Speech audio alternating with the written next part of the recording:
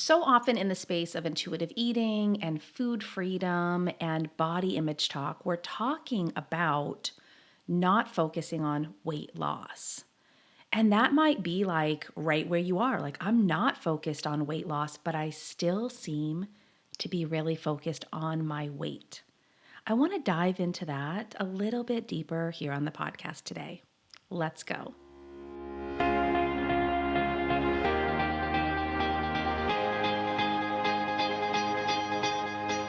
Welcome to the Intuitive Eating Mama podcast. I'm your host, Jennifer D'Amato.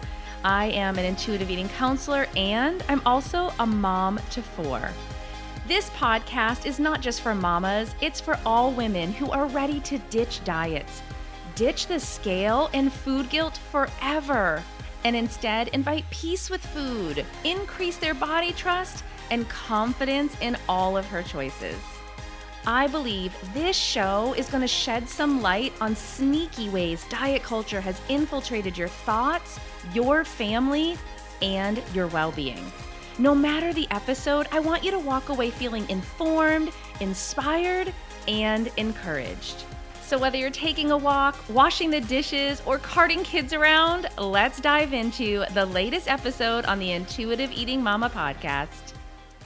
It's not like it's a surprise that we live in this very weight-centric, weight-focused culture, society, right? And one of the things that I talk with women about first on this journey is rejecting diet mentality. I love that principle of intuitive eating. And it really does have to be first. You don't have to necessarily like take any action at that moment, but even mentally to say, okay, I'm done dieting, right? Step one, if there were steps to it. It really is a beautiful space to get into just to say, all right, I'm done. And I don't want to focus on weight loss. That kind of comes maybe next with that. Like, I'm done with dieting. Dieting is for weight loss, so I'm done with that. But I find myself still focused on my weight. Now, on the other side is women who don't diet, right, at all. Like, I'm not dieting, haven't been dieting, but if I don't do all these things, the workouts, the monitoring my food, tracking what I'm eating, paying attention, hyper focused on everything that goes in my mouth and how much I move, etc., I have to maintain this weight. I can't gain weight. I have to maintain where I am. So either of those sides, if that's relatable, you've been on either of those sides, you are in one of those sides, like, this is going to be a really helpful episode to take a deeper look for yourself. And then what do you do? Like, what do you do if you're like, all right, I'm not focused on weight loss, but I'm definitely focused on my weight, or I'm focused on maintaining the weight I'm at? Why would this have negative consequences? Well, it can really, first and foremost, create like this unhealthy obsession, right? Like, you're constantly monitoring your weight. You're fixated on the number. You're fixated on the size of your body. It can actually create this really unhealthy obsession with your appearance. And I would say in that it might not feel obsessive, but you think about it a lot. You pay attention. You spend a lot of time back and forth to the mirror, looking over every inch. It can really result in, you can develop an unhealthy relationship with your body and ultimately keep you in that unhealthy relationship with food, right? We've talked about that so many times here on the podcast of how intertwined those two relationships are. So being fixated on your body really does just keep you fixated on your body. And I think that can lead to what I think is one of the other consequences is you might ignore like your overall health and well-being. If you're so fixated on your weight, not gaining weight, maintaining the size you are, right? Like, I can't do anything to change this body. Like, I have to be really, really aware of it, right? So you're thinking about that all the time. What else is being missed out on? What other things in your life, in your health, in your overall well-being could be neglected, ignored? You know, I think about that for myself, and I was definitely hyper focused on weight loss, but I really was also like, I can't gain anything. I have to maintain where I am or lose, right? One of those has to happen. It's part of orthorexia, part of disordered eating, part of disordered thinking. And I can tell you other aspects of my health suffered, like my sleep, like my stress management. Those two are very interconnected as well. Like my relationships, my mental health, my emotional well being. All these other aspects of my health ended up being ignored. They came, I wouldn't even say second. I don't know where they were on the list, but so far below focusing on my weight, right? Being solely focused on maintaining the weight that I was neglected other areas of my health. And of course, I've shared this again, there's long-term consequences to that. There are a lot of issues that my body has still been recovering from. Thyroid, hormonal, my hair loss, that all happened because of ignoring all these other areas of my health because I was so focused on maintaining that weight and maintaining that weight loss. Something else I think important to be addressed as we're talking about, focusing on maintaining weight, and that's the place you might be in or have been in, is what ends up happening is you're kind of ignoring like straight facts. I mean, I hate it. I had to admit it to myself, but bodies naturally change over time. Weight fluctuations are normal. I wish we were taught this. I wish we were taught this when we were so young.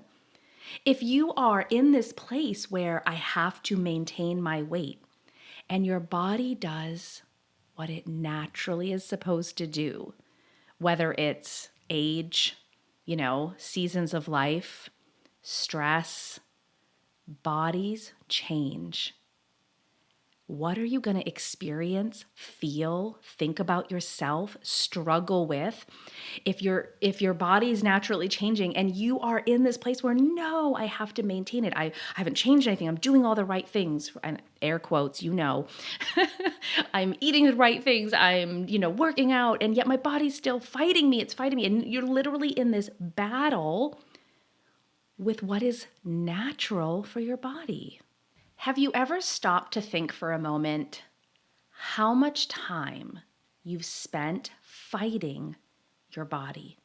This thing that keeps you alive, the thing that gives you the ability to, I don't know, high five someone, hug your kids, take that walk, lay down at the end of a long freaking day, sit at a desk and write that email to someone. Like, have you ever spent the time to just acknowledge how much time you've spent fighting this body you have? It's an eye-opening experience for me to think years, not days, not just hours, like years fighting this and fighting what naturally was going to happen. I mean, women talk about, their bodies changing when they have the baby, right? Like we expect this body is going to get larger, it's growing this human.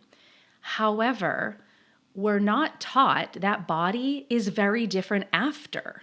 It's like literally gone through this massive change, and yet there are some women who are promoting this idea that you're supposed to, air quote, ready, bounce back. You knew what I was going to say. If you are a mama out there like I am, maybe even if you're not and you've heard these messages, right? Oh, well, I bounced back really quick, or I got to get my body, my pre-baby body back. There are some women naturally where that does happen for them. I had two friends very specifically. We had these conversations many years ago. I mean, their body didn't look like they had had the baby. Mine very clearly did. I used to think like there was something wrong with my body, but I didn't think anything was wrong with their body. Both of our bodies, there was nothing wrong. Genetics, who we are, our age, all of these things played a factor. And even if none of them did, what a wasted time I spent struggling with how my body looked. It didn't serve me. It definitely didn't motivate me, right? Like here I am telling myself like you're not bouncing back. Your body doesn't look like it did before. So that means you're going to do all these other great things. No, I just felt worse about myself. I really was in a very negative mental space having children. Like again, wasted time, counterproductive, demotivating, all of these things. Bodies are meant to change, and not just because of pregnancy. Like bodies are just meant to change. You don't look like you did when you were 14. You don't look like you did when you're 25, and you won't look like that when you're 55. Bodies are meant to change. All right, I want to share one more thing that I really believe is deeply impacted when we're completely focused on our weight and maintaining our weight. Hey, sorry for the interruption. Yes, I'm interrupting my own podcast episode, but I wanted to remind you that I have a free private Facebook group just for you. If you've been looking for more support and encouragement and answers to your questions about intuitive eating and food freedom, this group is for you. All you have to do is head into the show notes. You can click join Facebook group, or if you're already on Facebook right now while you're listening, go to /groups/intuitive eating and food freedom. Cannot wait to welcome you in there. Lots of free trainings already there and more to come. All right, let's head back into the episode now. If you're completely focused on maintaining weight, you're going to actually miss out on intuitive eating. It's really, really difficult. I would say near impossible to focus on intuitive eating when your focus is on your body, on the weight, on the size, and on maintaining. Think about that. Just logically think about that for just a moment with me. If your body's feeling hungry and you just ate something, but it's still hungry and you're focused on, I gotta maintain my weight, I can't gain weight, I have to stay right where I am. What decision might you make in that moment? Is it going to be to honor your hunger, or is it going to be to deny it because you believe like that's going to impact my weight? Like I said, it's really hard, really, really hard to hold space for both of those in your decision making. So I said we would get to that point of, all right, here's all the things that can come up. Here's the issues. You might know them. You might be like, yeah, like, been there. What do I do? What do I do to start letting go of focusing on my weight? And that's key right there. Did you hear what I said there? It's starting. It doesn't mean that it's gone. You know, you're going to put some things in practice. You're going to stop focusing on your weight and then just poof, done. I don't think about it at all anymore. I wish it happened that quickly. Like if I had that answer, you know, I would be first in line to give it to every single person out there. But it really is just something you start doing. And what I want to invite is actually not focusing on not thinking about your weight. The more we focus on something, we focus on something. But I want to encourage you. What could you add in? What else could you focus on? I mentioned a lot of things about health, mental health, emotional health, even like physically how your body's feeling, addressing stress, anxiety, like all of these areas, sleep, like what could you add in to focus on? Instead of always thinking about weight first, you might notice if you start focusing on other areas of your overall health and well-being, that focus on your weight might get less and less. Now, of course, I have one area I know helps immensely, which is doing the work of intuitive eating. I know it works because I'm literally witness to every single woman I work with doing that exact thing. They are honoring their hunger. They're actually adding all of these things in. They come from the principles of intuitive eating. They're breaking down food rules that cause food guilt. They're doing those things. And what happens is over time, less and less focus is on their weight. They're even able to do the body image work they want to do because of how they're honoring their body when it comes to their relationship with food. I know it works. I know it works. It's not just working for me and I'm like, hey, this worked for me. This will work for you. No, this works time and time again. You might be wondering, oh, great, great. Where do I start? One of the best places I can offer you is actually using what all of my clients use, which is my self-paced course. My clients get access to this course when we're working together. They walk through at their own pace. They get to have the audios from me, the worksheets. They get to actually do the implementation of the principles of intuitive eating and see how it positively impacts their life. So less and less, they're focused on maintaining weight. They're less and less focused on weight loss, right? Because they're adding in all of these other areas of health and well-being. It's amazing. So here we are. It's the end of May as this podcast episode is releasing. I don't know when you're listening. Hi.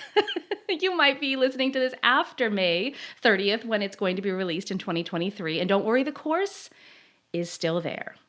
But as of today and then tomorrow, which is Wednesday, May 31st, my summer bundle is closing. That bundle includes the entire self-paced course and a 90-minute intensive with me. Yep, you get to work with me. The bundle deal is freaking amazing. But you can still get the course anytime. Walk through it at your own pace. I even have payment options for you. I don't want money to be the thing that stops you from doing this work. So I made that as accessible as I can for you to be able to get started. If that's something you're like, all right, I'm sold, like I'm done, like I just need to stop focusing on my weight, but I don't know where to start. This gives you an actual plan to start. You can head into the show notes right now, click enroll in self-paced course and go for it. I can't wait to welcome you in there. I can't wait for you to start making those shifts for you. And maybe there are some other people in your life you know they're going to benefit as well. I always think that's just icing on the cake. If I liked cake, I'd be really excited about that. I need to come up with a better visual. I'm just not a cake person. And intuitive eating helps me know that. Like, I don't stress about cake because I just don't care for it. I don't know what it is. It's the chocolate chip in my cookie. I don't know. I'll come up with something better. All right, head into the show notes. Hop into that self-paced course. I hope this episode was really helpful for you, even if it got you just kind of thinking about these areas and the impact focusing on your weight has on your overall health and well-being. All right, can't wait to meet you right back here next week.